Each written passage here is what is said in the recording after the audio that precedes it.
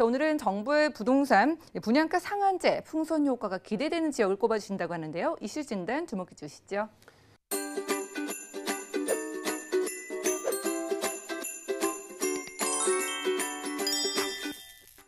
네, 지난주의 이슈는 분양가 상한제를 통해서 장점과 단점을 분류를 해드렸고요. 2탄으로 이번 시간에는 분양가 상한제가 진행이 됐을 때 풍선 효과가 기대되는 지역, 아무래도 서울 지역이나 그 투기 과열지구 전체 31개 지역들은 앞으로의 공급량이 매우 유축이 될 수밖에 없는 그런 상황이죠. 공급되는 시기, 그러니까 입주자 모집 공고부터 시작이 되기 때문에 지금 현재 아파트 재건축이나 재개발을 시작을 해서 진행을 한다 하더라도 또는 관리처분 인가까지 진행이 됐다 하더라도 모두 포함이 되는 그런 상황입니다. 다시 말해서 신규 아파트는 무조건 분양가 상한제를 진행을 하겠다라는 부분이거든요. 그야말로 문제가 심각한 상황입니다. 2017년 8.22 부동산 대책 그리고 2018년 9.13 부동산 대책을 통해서 어느 정도 주택 가격을 안정화시킨 상황에서 어떤 금리가 또 인하되는 그러한 상황에 또 이 아파트 가격, 주택 가격이 상승으로 전환되는 시점에 이제 강력한 이제 분양가 상한제를 통해서 끝장보기 부동산 정책을 실현을 하고 있는 그런 상황입니다. 앞으로 또 이 가격이 잡히지 않는 상황에는 또 어떤 대책이 나올지 정말 궁금한데요. 어찌됐건 정부의 강력한 의지는 정말 이 부동산 그 가격 안정을 위해서 최선을 다하는 모습을 보여주고 있는 것 같습니다. 자, 분양가 상한제를 통해서 이제 장단점이 있죠. 단점이 유독 많이 발생이 될 것 같은데요. 그야말로 건설 경기에 침체까지 올 수밖에 없는 그런 상황이죠. 주택 가격 그리고 부동산의 어떤 그 공급 자체가 유축이 될 수밖에 없기 때문에 향후에는 건설 경기가 침체가 될 수밖에 없겠다. 다시 말해서 서울 지역 그리고 이 31개 지역이죠. 하남, 그다음에 광명, 그리고 세종, 그리고 분당, 그리고 과천 이렇게 31개 지역 자체의 공급량이 유축이 되기 때문에 건설 경기가 침체가 되고 또 이 밖의 지역들은 건설 경기가 살아날 수밖에 없겠다라는 예상을 또 해봅니다. 자, 그러면 이 밖의 지역 중에서 어느 지역이 좀 유독 많은 관심을 가질 것인지 많은 쏠림 현상이 있을 것인지를 좀 예상을 해볼 건데 분양가 상한제가 이제 진행이 10월 달부터 이제 국무회의를 통해서 이제 진행이 된다고 합니다. 자, 그러면 여기에 또 하나가 있죠. 전매 제한 기간이 더욱더 늘어납니다. 기존에는 분양 가격이 인근 시세의 100% 이상, 그러니까 인근 시세가 만약에 예를 들어서 10억이라고 했을 때 분양 가격이 10억이나 10억 이상이 될 경우에는 3년 동안 이제 전매 제한 기간이 있었죠. 자, 85에서 100%일 경우는 3년, 그리고 70% 미만일 경우에는 4년이었습니다. 예를 들어서 10억이면 약 6억 9천 정도, 이 정도 되면 4년의 전매 기간을 두어서 이게 전매를 제한을 했었죠. 자, 이번에 분양가 상한제가 이제 실시가 되면서 이제 개정안이 또 발표가 됐는데 분양 가격 인근 시세의 80% 미만일 경우에는 최대 10년까지 전매를 제한을 하겠다, 이런 내용입니다. 자, 그리고 100% 이상이면 100% 여기 3년이었는데 5년은 또 늘어났죠. 80에서 100%는 8년. 다시 말해서 분양가 상한제를 통해서 로또 청약이죠. 많은 이제 무주택자들이 이제 과열 양상이 벌어질 수밖에 없겠죠.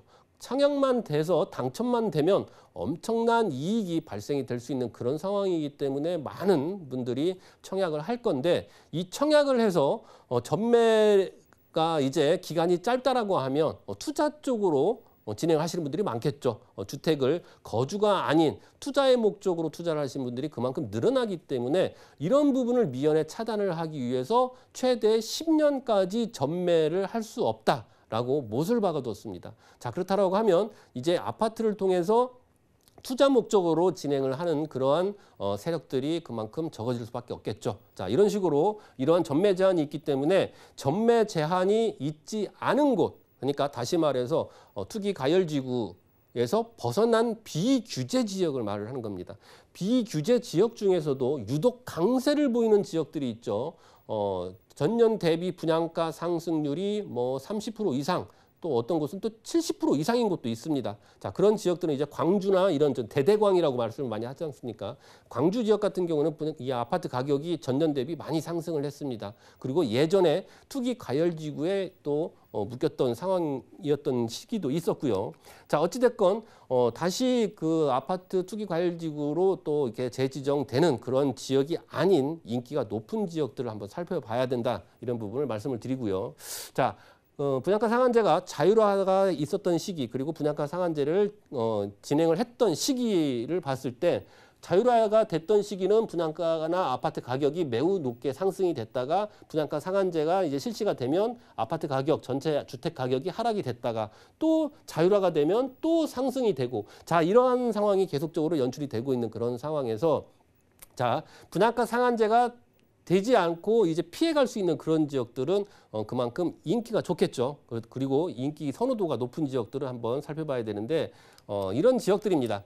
자, 전체 이제 지가를 한번 보시면 될 것 같은데, 이제 올해 상반기에 지가가 상승되는 지역이 있습니다. 한국감정원에 발표가 된 내용인데요. 지가가 상승이 된다라는 부분은 여러 가지 요인이 있기 때문에 이 땅값 자체가 올라간다라는 부분이거든요. 그만큼 개발 압력이 높은 곳, 그리고 어떤 그 기업들이 유치가 되는 지역, 그리고 신도시가 들어오는 지역, 여러 가지 그런 지역의 어떤 호재로 인해서 지가가 상승이 됩니다. 다시 말해서 그만큼 개발 호재로 인한 지가 상승, 다시 말해 아파트가 지어지게 되면 그만큼 인기가 높고 아파트 가격이 상승이 될 것이다.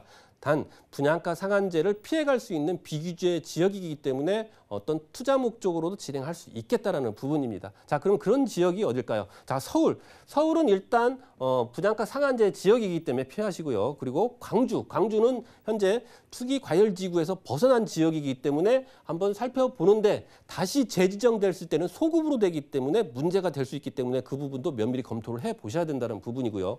세종 역시 2.66% 굉장히 높게 책정이 됐는데 세종도 역시 투기 과열 지구이기 때문에 배제를 하고요.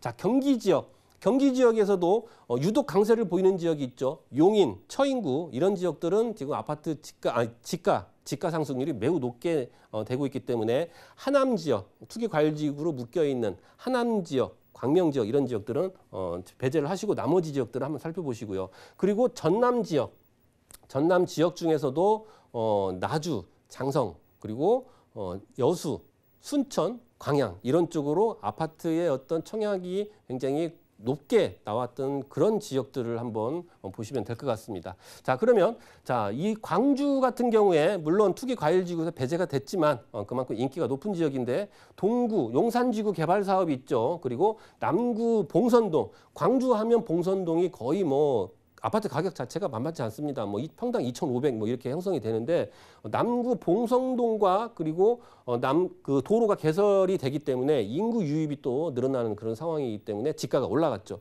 다시 말해서 이 동구 쪽, 남구와 바로 도로가 연결이 되는 동구 쪽으로 한번 아파트나 또 투자를 한번 생각해 보시면 좋을 것 같고요. 서구 역시 골드클래스 부지 매입비 시외곽 지역 개발이 가능한 투자 수요가 지속이 되고 있는 그런 상황이기 때문에 서구 쪽으로도 보시면 될 것 같고요. 광주 같은 경우는 작년에 아파트 평당 분양 가격이 968만 원이었습니다. 근데 올해 보니까 1,327만 원, 거의 30%가 상승이 됐거든요. 근데 102제곱미터 같은 경우에는 오히려 1,372만 원, 거의 70%가 상승이 됐습니다. 그만큼 아파트가 분양 가격 자체가 높게 치솟고 있는 지역이 광주이기 때문에 투기 과열 지구에 재지정이 될지 안 될지 이런 부분을 한번 고민을 해 보셔야 될 것 같고요. 그다음에 대대광 중에 대구입니다. 자, 대구 중에 수성구는 투기 과열 지구로 묶여 있죠. 근데 중구 같은 경우에는 투기 과열 지구가 아니면서 지역 재개발에 따른 수요가 지속적으로 늘어나는 지역이죠. 거기에 또 태평양 이가 쪽으로 대규모로 투자가 또 이루어지고 있는 그런 상황이기 때문에 이런 쪽으로 투자를 한번 생각해 보시면 좋을 것 같고요. 자, 경기 지역. 자, 용인시는 투기 과열 지구가 아닙니다. 그중에서도 용인시 처인구 같은 경우에는 지금 부발읍 쪽으로 해서 아미지구가 있죠. 아미지구가 지금 진행 단계에 있는데 인기가 굉장히 높을 거로 예상을 합니다. 자, 거기는 SK 하이닉스 반도체 단지가 또 있고요. 용인 테크노밸리가 있기 때문에 인근에 또 투자 수요가 계속적으로 증가가 되고 있는 양상을 보이기 때문에 이 경기 지역, 수도권, 서울에서 가까운 지역 중에 이 용인시 처인구를 한번 살펴보시면 좋을 것 같고요. 또 특히 인천, 서울에서 가까운 지역 중에 인천이 있죠. 인천은 또 투기 과열지구가 아니기 때문에 인천 중에서도 계양구, 3기 신도시가 계양 테크노밸리가 있지 않습니까? 약 17,000가구가 들어옵니다. 335만 제곱미터가 또 형성이 되면서 또 17,000가구가 들어오기 때문에 계양구 쪽으로 투자에 관심을 좀 두시면 될 것 같고, 그다음에 서구 쪽 경인고속도로 지하화 및 7호선 성남역 개통이 20년으로 되기 때문에 투자 수요가 그만큼 또 증대가 되기 때문에 인천의 서구 쪽, 계양구 쪽을 눈여겨보시면 될 것 같고요. 그리고 전남은 또 나주시 장성군, 나주시는 또 한전공대 유치가 또 확정이 됐고 혁신도시 성숙도가 또 증가가 되고 있는 그런 지역입니다. 자, 장성군 같은 경우는 광주 배후 산업도시로 대체지로 또 있는 지역이기 때문에 그만큼 떠오르는 지역이고요. 그리고 여수, 순천, 광양 이쪽 광양 항만을 중심으로 해서 펼쳐지는 도시 여수, 순천, 광양 많은 기업들이 유치가 되고 있고 또 관광도시로 또 같이 개발이 되고 있는 여수, 순천, 광양 쪽으로 한번 관심을 두시면 좋을 것 같습니다. 대전도 역시 유성구와 서구, 도안 신도시가 또 개발이 또 예정이 돼 있고 그리고 도마 변동 8구역이 있기 때문에 이쪽 지역으로 한번 관심을 두시고 그리고 분양가 상한제를 피해갈 수 있는 지역 중에 지가가 상승이 되고 그로 인해서 아파트도 인기가 높아지는 지역이기 때문에 이런 쪽으로 한번 투자를 한번 생각해 보시면 좋을 것 같습니다. 부동산 올인원 시청자 참여 방법입니다. 023153-2668번으로 전화 주시거나 013-3366-0110번으로 상담 원하시는 내용을 문자로 남겨주시기 바랍니다. 방송이 끝난 후에는 서울경제TV 홈페이지와 네이버 TV의 센TV 부동산 사람들을 통해 시청자 참여가 가능합니다.